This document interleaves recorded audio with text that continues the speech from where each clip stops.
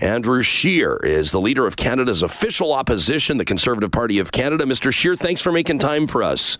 Thanks for having me on the show. Yeah, for those that didn't have a chance to hear your address in Ontario just a short time ago, what do you mean the photo op with the President Trump? Why is that Prime Minister Trudeau's final humiliation? Well, because, just a few weeks ago, the government said that their last desperate act to have any kind of leverage over Donald Trump would be that Justin Trudeau would boycott a signing ceremony until the steel and aluminum tariffs were lifted. Well, I guess Trudeau just can't resist a camera, because here we are, there he is, sitting down and having a big public, lavish ceremony, and the steel and aluminum tariffs are still there. So I guess Donald Trump called his bluff and knew that he couldn't resist having his picture taken. So he went ahead and one last concession. He signed the deal and had the big public ceremony before steel and aluminum tariffs were lifted. Yeah, I guess probably not the first time that somebody bent over backwards a little bit for Donald Trump's benefit. How would you be managing this differently? Well, right from the get-go, I mean, we have to remember that Donald Trump's focus was on Mexico when he started talking about the major problems in NAFTA. Other than a couple of irritants in some areas that he wanted to address, the main reason for reopening NAFTA was the focus was directed against Mexico. And Justin Trudeau volunteered. He said, count us in, and he promised Canadians he would get back a better deal. He'd get more under a new NAFTA deal than we had before. He then weakened our bargaining position by chasing away investment, billions of dollars leaving our energy sector, manufacturing as well, the small business tax hikes that were driving out investment as well.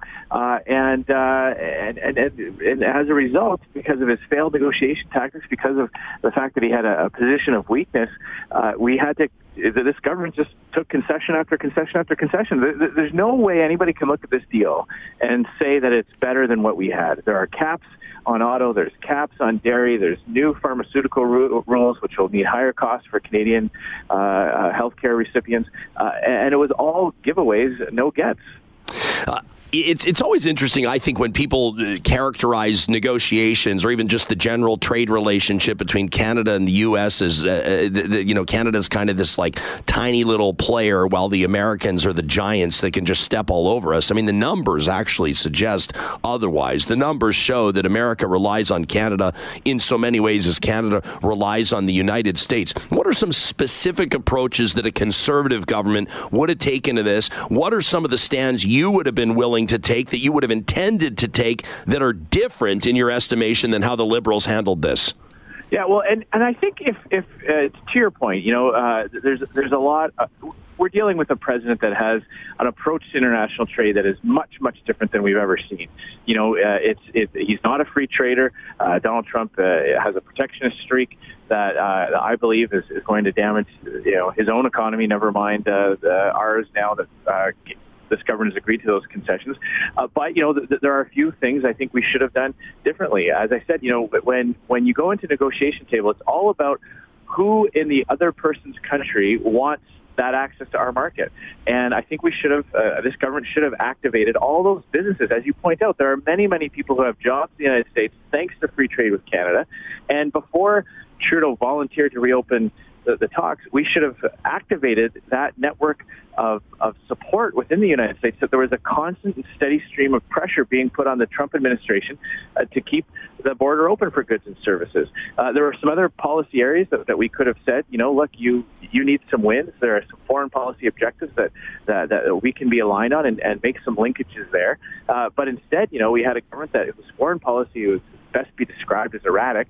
And we have to remember, too, it's not just that Donald Trump, it's not just that Justin Trudeau has trouble with Donald Trump, as many governments have had in the last little while. He's also had the Prime Minister of Australia furious at him. He's had the Prime Minister of Japan. He's weakened our relationship with India. He got laughed out of China. So it's not just a question that he's had a tough time with NAFTA. It's a question of the fact that he is failing on international trade and on foreign policy. Just so to follow up on what you just said, Mr. Scheer, do I understand correctly that you're suggesting that you would have been willing to essentially shut down the Canadian-U.S. border temporarily or otherwise to trade until Canada was able to achieve a... No, not at all. A good negotiation tactic would be to not have to get there. What I'm suggesting is that in order to avoid that shutdown, Justin Trudeau had to make major concessions. I have no doubt that in the last 48 hours, the Trudeau Liberals realized that they were up against the final deadline. They thought that they could negotiate past the deadline. They found out they couldn't, and they just took what was offered. I don't see any victories here. What I'm saying is that our approach would have been to start right from the get-go to activate that network of support within the United States, never having to get to the point where you're threatening a shutdown. I know that free trade is the best thing for Canada's economy, and I know that any disruption to that threatens jobs and livelihoods here. We don't want governments playing high-stakes game of chicken with people's jobs. So that's why it's so essential to do the hard work on the front end. But when you have a prime minister that's so focused on image and style and scoring, grandstanding on pretending to be tough with Donald Trump, what you get in the end is someone who has made concession after concession and capitulated literally up to the final moments when he agreed to have a very public photo op, and steel and aluminum tariffs are still in place. But I got to tell you, the thing I think that would be most effective in order to actually have an impact on the Saudi government is to stop buying oil from them. We send them hundreds of millions of dollars a year to buy oil from Saudi Arabia that supports the regime. We have people in Alberta that are out of work. We have an energy sector here that is suffering dramatically. Canadians need to know just how bad things are right now in our energy sector and in the province of Alberta. We could have this Liberal government killed the Energy East pipeline, which would have brought Western Canadian energy to Eastern markets, displacing foreign oil, putting Canadians back to work. You want to send the regime of Saudi Arabia a message? Stop buying oil from them. Andrew, I've got like 1 minute left with you. I just talked to Minister Sohi before I spoke with you, and he declined comment on Jason Kenney's suggestion that perhaps the province should impose a 10% cap on production to try to address what I think everyone acknowledges as a crisis with our energy prices. I imagine that you won't mind wading into these waters. Do you have a comment on that proposed plan? Look, my comment will just be that I don't believe that the Trudeau Liberals realize it's a crisis. If they did, they would actually be doing something about it. I mean, he did call it a crisis in Calgary last week. But actions speak louder than words, and I think what we're seeing is the Liberals have decided that they are going to phase out the energy sector, and they're going to say a lot of things, and they're going to pretend like they care, and they're going to say nice words and be there for the people as they slowly but surely choke this industry to death. They're strangling the energy sector by killing Energy East, by canceling Northern Gateway, and by doing literally nothing. Nothing has been done on Trans Mountain.